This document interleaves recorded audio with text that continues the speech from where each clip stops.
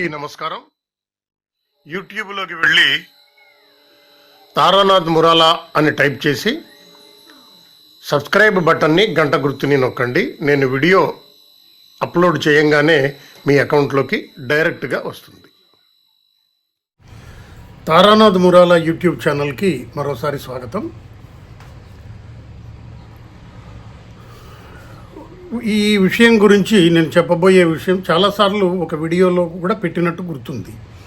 అయినా చాలామంది ప్రొసీజర్ ఏంటి సార్, చాలాసార్లు మేము ఇబ్బంది పడుతున్నాం అని అంటున్నారు.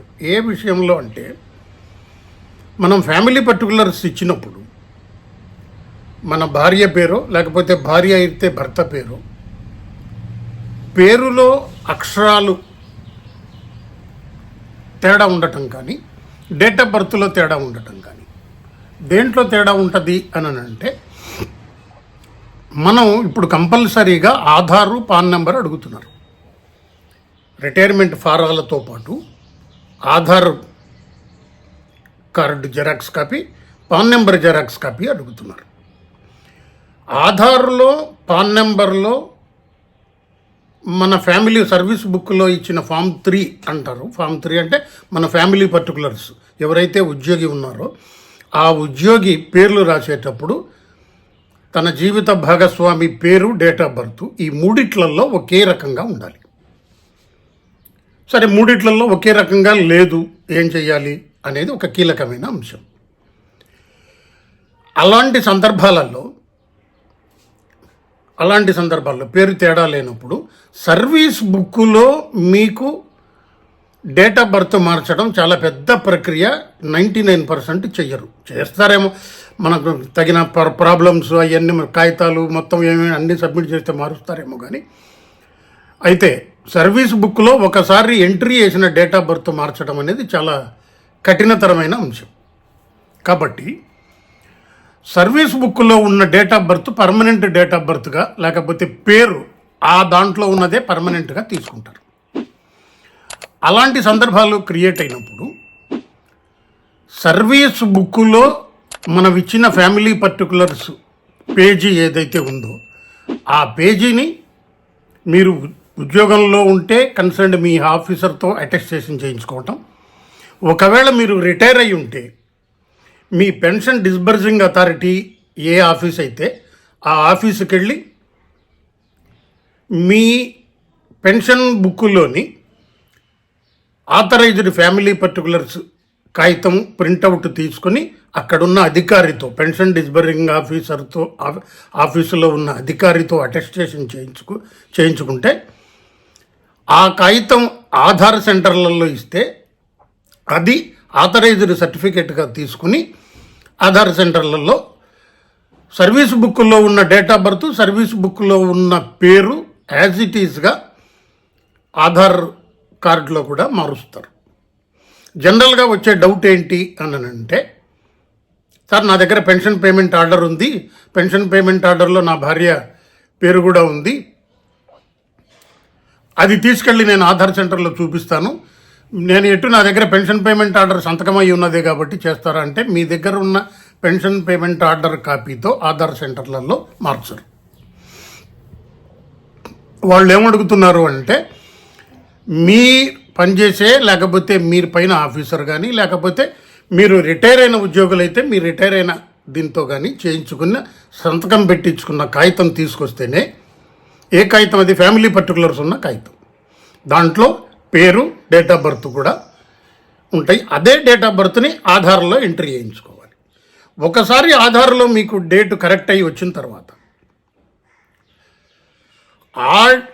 ఆధార్ కార్డుని తీసుకొని, మనకి ఇంటికి వచ్చిన ఆధార్ కార్డు ఫ్రెష్గా సేమ్ పేరు మీద వస్తుందో దాన్ని మళ్ళీ పాన్ కార్డులో, ఇన్కమ్ ట్యాక్స్ పాన్ కార్డులో కూడా ఒకవేళ పేరు తేడా ఉంటే అక్కడ కూడా వెరిఫై కంపల్సరీగా మార్పించుకోవచ్చు. ముందు ఆధార్ వెరిఫై మార్పించాలి, తర్వాత పాన్ కార్డు కూడా మార్పించాలి. ఈ మూడిట్లలో ఒకే రకమైన పేరు ఉండకపోతే పెన్షనరీ బెనిఫిట్స్లో ఇప్పుడు మనకేమన్నా అయితే మన తర్వాత భార్యకి రావటానికి పేరు తేడా ఉన్నా, డేట్ ఆఫ్ బర్త్ తేడా ఉన్నా చాలా ఇబ్బంది అవుతుంది ఫ్యామిలీ పెన్షన్ శాంక్షన్ కావటానికి. కాబట్టి ఈ మూడు ఒకే రకంగా ఉన్నాయా లేదా వెరిఫై చేసుకోవాల్సిన అవసరం ఉంది. ఇంకొక ఎగ్జాంపుల్ కూడా నేను చెప్తాను. లలిత కుమారి పేరు అనుకోండి, LA LI TA ఉందా, THA ఉందా? తర్వాత లలితకి కుమారికి మధ్య స్పేస్ ఉందా, స్పేస్ లేదా?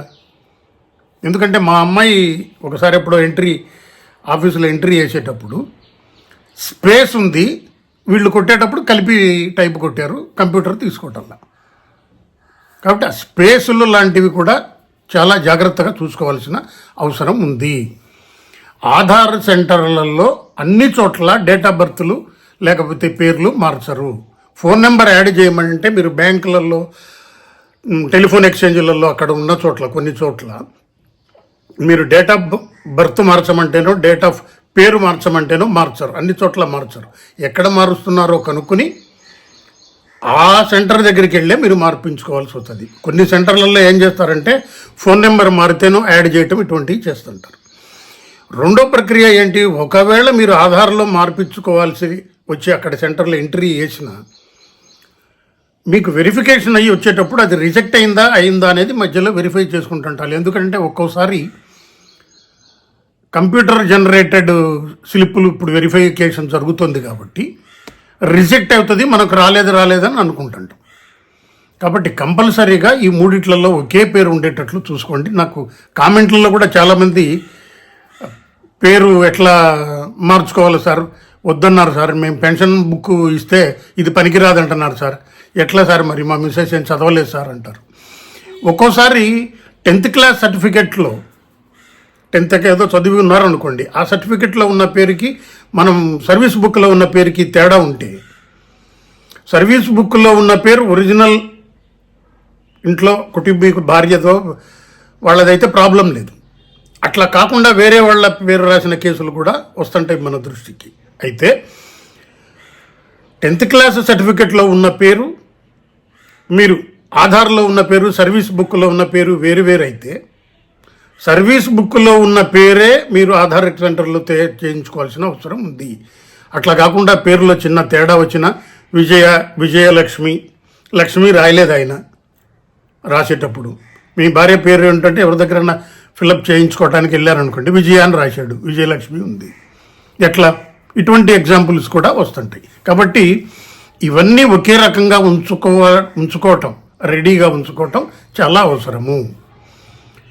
లేకపోతే ఫ్యామిలీ పెన్షన్ జరిగేటప్పుడు పెన్షనర్కో ఉద్యోగస్తుడికో ఏమన్నా అయినప్పుడు సర్వీస్ బుక్లో ఉన్న పేరే మీ దగ్గర పాన్ కార్డులో ఆధార్ కార్డులో లేకపోతే మాత్రం ఇబ్బంది పడే అవకాశం ఉంటుంది. ఆ విషయంలో జాగ్రత్త పడమని మిత్రులు ఎవరైతే ఈ వీడియో చూస్తుంటారో వాళ్ళకి ఇన్ఫర్మేషన్ కోసం చెప్తున్నాను. ధన్యవాదాలు.